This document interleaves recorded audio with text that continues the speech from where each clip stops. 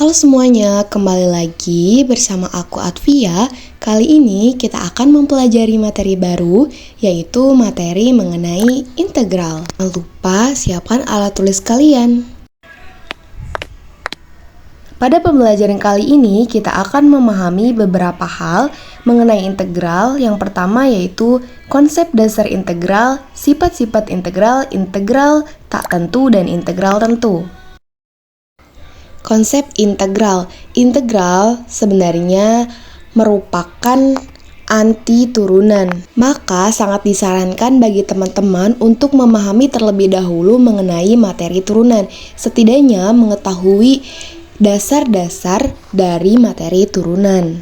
Karena integral ini merupakan kelanjutan dari materi turunan. Nah, jika kita ingat kembali mengenai materi turunan, bahwa jika ada fungsi Y sama dengan X pangkat N, maka bisa diturunkan dengan rumus Y aksen sama dengan NX pangkat N min 1. Sebagai contohnya, kita bisa lihat di sini ada fungsi fx sama dengan X pangkat 3. Jika diturunkan, maka hasilnya itu f aksen X sama dengan 3X pangkat 2.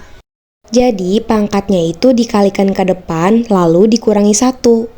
Pada fungsi X pangkat 3 ini, pangkatnya merupakan 3 dikalikan ke depan jadi 3X, kemudian 3 dikurangkan 1 jadi 2.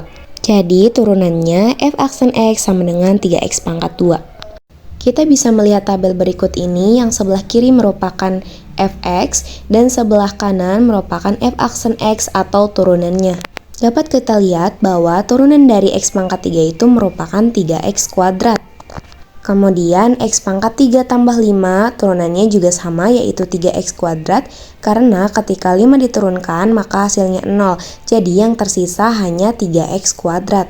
Kemudian X pangkat 3 min 2 juga sama, 2 diturunkan itu hasilnya 0, jadi yang tersisa hanya 3X kuadrat.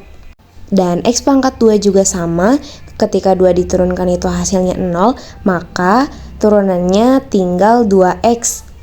Karena pangkatnya dikalikan ke depan jadi 2X, kemudian 2 dikurangkan 1 itu 1, jadi tidak perlu dituliskan kembali pangkatnya merupakan 1, jadi hasilnya yaitu 2X. Nah, proses dari kiri ke kanan ini merupakan turunan, sedangkan proses dari kanan ke kiri ini merupakan kebalikannya atau integral. Nah, kita dapat menulis formulanya seperti ini.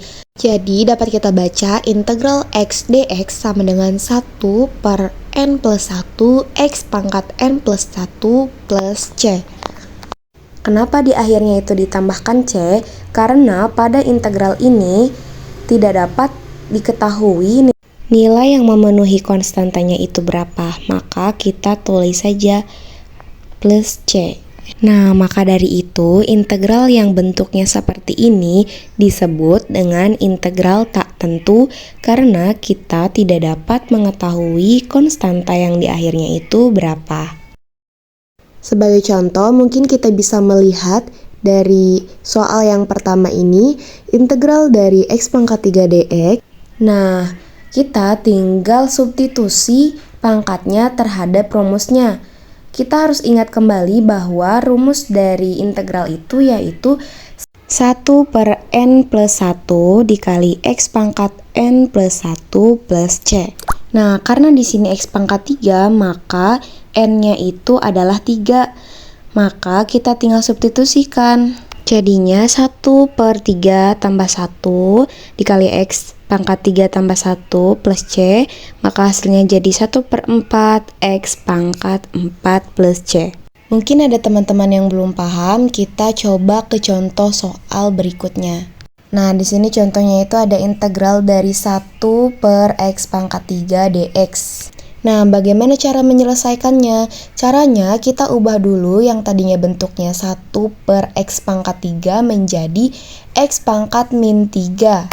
Jadi pangkatnya naik ya teman-teman, tapi dia bentuknya jadi min.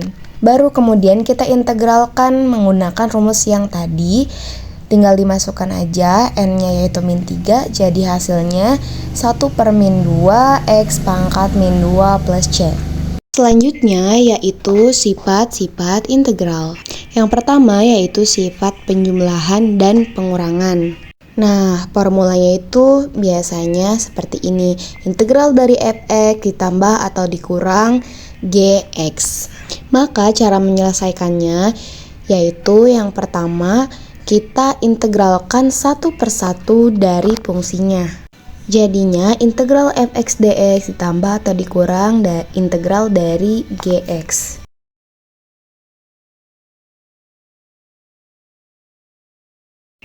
Oke, di sini ada contoh soal yaitu integral dari x pangkat 3 ditambah x pangkat 2. Maka pertamanya itu integralkan dulu satu persatu yaitu x pangkat 3 dan x pangkat 2-nya, kemudian dijumlahkan ya. Jadi ini hasilnya integral 1/4 x pangkat 4 ditambah 1/3 x pangkat 3 tambah c. Sifat yang kedua yaitu integral yang konstantanya bukan 1. Nah, kira-kira formulanya seperti ini. Integral kf, k itu sebagai konstanta ya teman-teman. Jadi kf x dx sama dengan k integral dari fx dx. Jadi konstantanya itu kita keluarkan. Nah, contoh soalnya seperti ini nih teman-teman.